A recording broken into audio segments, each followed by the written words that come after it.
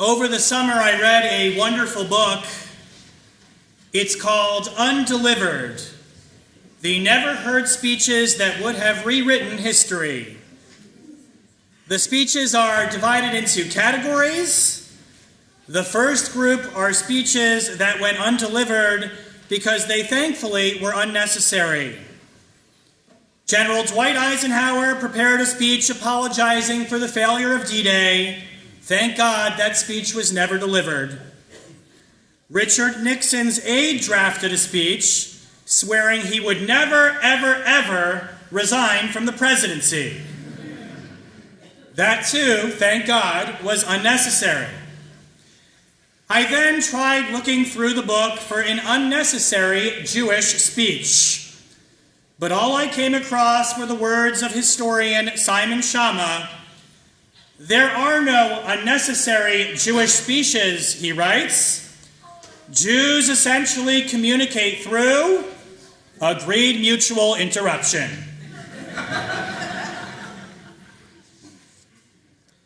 But there is one category of undelivered speech that looms large above all others in the book. These are speeches that had words that were too hot for the times, where the politics of the moment made them impossible to deliver. The sermon that I am going to deliver this morning was when I first wrote it out to be an undelivered speech. But as we come out of the pandemic, I am reminded of the words of a colleague who once told me, "It is the job of the rabbi on the holy days not only to comfort the afflicted, but to afflict those who have grown too comfortable." That is why this morning we must talk about the great mental health crisis that is taking place right now in this country. That is why we must take today to say, Ganuk, enough is enough. And it is why we are going to declare that having a conversation about mental health does not make us weak. It makes us strong. And at Rosh Hashana, when we celebrate the birthday of the world, that this conversation is critical if we want our world to continue to endure for another year. Over my years as a rabbi now, I've heard the following. Why should mental health be a Jewish problem? Isn't mental health, mental illness, a private matter? I wouldn't be surprised if many of us in this room shared that attitude, because for generations, this was the Jewish attitude to mental health, a private matter. Only I know sadly from personal experience what can happen when this is the way that we think. My grandfather of blessed memory, Emanuel Dorsch, had a mental illness, a mental health challenge that our family just could not figure out together how to handle. We struggled before I was even born. At the time, no one, when it was first diagnosed, even knew what it was called. Today, though, we can give it a name: bipolar schizophrenia. Literally, until this moment, right now, this has been our family secret. It divided us, and we never talked about it. I only met my grandfather once when I was young, but my only true memory is helping to bury him and the secret of his suffering at his funeral. Growing up, though, I suspect that at least some of us were raised in homes that believed that mental health was not a Jewish concern. Or worse, not even a concern at all. Some of us may have even heard the misguided Yiddish expression, der Shicker is a goy. The expression literally means only non-Jews become alcoholics. And yes, while I know this expression is offensive to the non-Jewish friends and family that we share, you and I know what it really insinuates. It's a deep-seated denial that a Jew could suffer from a, quote, ordinarily mental health problem. After all, how could a member of an Am Segula, a treasured nation, a Jew, a Yid, suffer from a non-Jewish problem like alcoholism or drug abuse. Friends, I don't need to tell you this attitude continues to be pervasive today. The first Jew by choice whom I ever worked with told me she went on J-Date specifically to meet a Jewish husband. Why? Because her parents told her Jewish men didn't beat their wives. That was her way of saying der Schicker is a goy. Emil Durkheim, the father of modern sociology, a Jew, reported in his 1897 foundational work, Suicide, that Jews took their lives in significantly fewer numbers than other religious groups. Because in a community such as ours, a religion such as ours, how could that even be possible? Der Schicker is a goy. When I was growing up, Adam Sandler famously crooned in his Hanukkah song, O.J. Simpson, not a Jew. And every young Jew at Camp Ramah the Poconos cheered at that moment when listening to the Hanukkah song. Because for all of the fantastical elements of the O.J. trial, a Jew would never have a mental breakdown like O.J. Der Schicker is a goy. Only now, let's look at real life together at this moment, this new year. Der Schicker is nicht a goy. Der Schicker is a Yid. Der Schicker is a Jew. Folks, the number one pastoral care packet on the wall outside of my office, the one that always runs out within days of my putting it up, is the one entitled Coping with Stress. We've always been a people that has struggled with stress. Go back to the Torah. King Saul, the first Israelite king, suffered from such mental anguish, he hired a young harpist. His name was David, to quiet his mind. The writer of the book of Psalms had mental health challenges. Sabuni chidvorim. He writes, look how they surround me. They're closing in like bees. The walls are closing in. During the Unatana Tokaf, in just a few minutes, we're going to say the words, Mia Shaketu, Mia Toraf. Who this year will be serene and who will struggle with mental health. A recognition that there are Jews who, yes, are tormented and struggle with mental health every single day. British Rabbi Lionel Blue once wrote that Jews are like everyone else, only a little bit more so. As early as 1992, an NIMH study, National Institute for Mental Health, found that, quote, the overall lifetime of psychiatric disorder did not differ among Jews as compared to non-Jews. So much for Durkheim.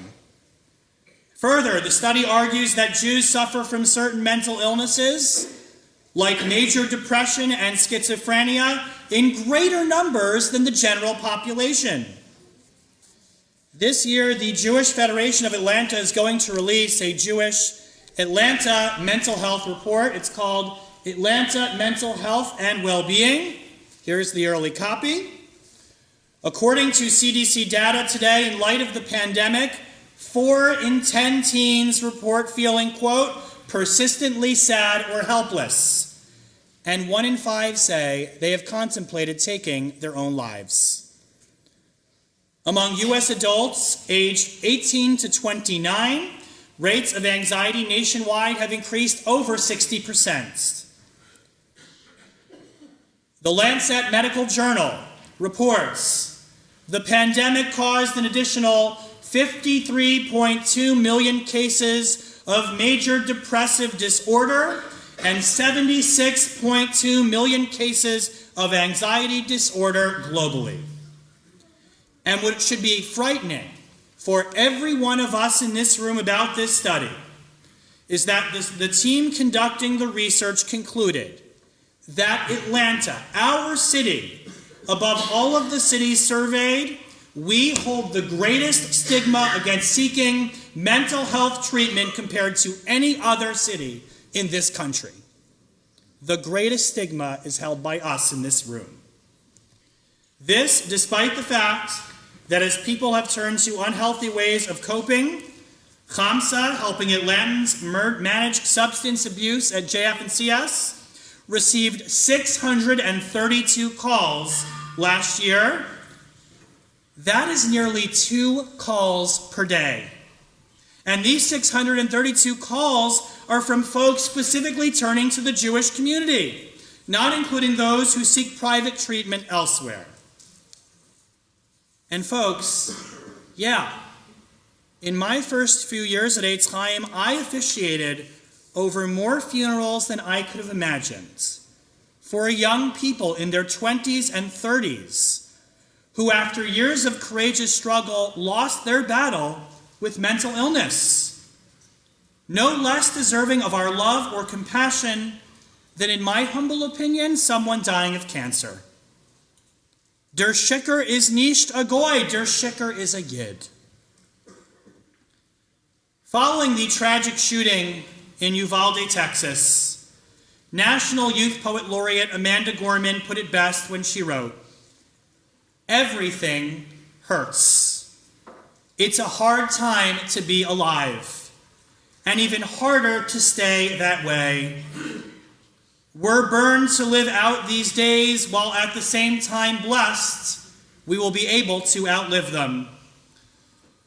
The pandemic took loved ones from us. It wreaked havoc onto our lives, our marriages, and our family relationships. Even prior to the pandemic, we placed so much pressure on ourselves and our spouses. We told them they didn't make enough money. We told them they needed to lose weight. We told them they needed to dress a certain way. We put pressure on our kids to be perfect in school. Then they came home and were bullied online. I suspect there are more kids today on medications at Jewish summer camps than there are without. Which is why today all of us as parents then compound our own mental health problems by escaping onto Netflix or unhealthy social media platforms where we get a distorted picture of life, wondering why we aren't having as much fun as the people around the corner. Is it any wonder that we Jews in this moment are in a moment of crisis? Let's say it together. Der Shicker is nicht a goy. Der Shicker is a yid. So now what do? Now that we who have grown too comfortable have grown afflicted, how do we see those who are afflicted in our world and bring them comfort? Certainly, we do need to reach out to our elected officials.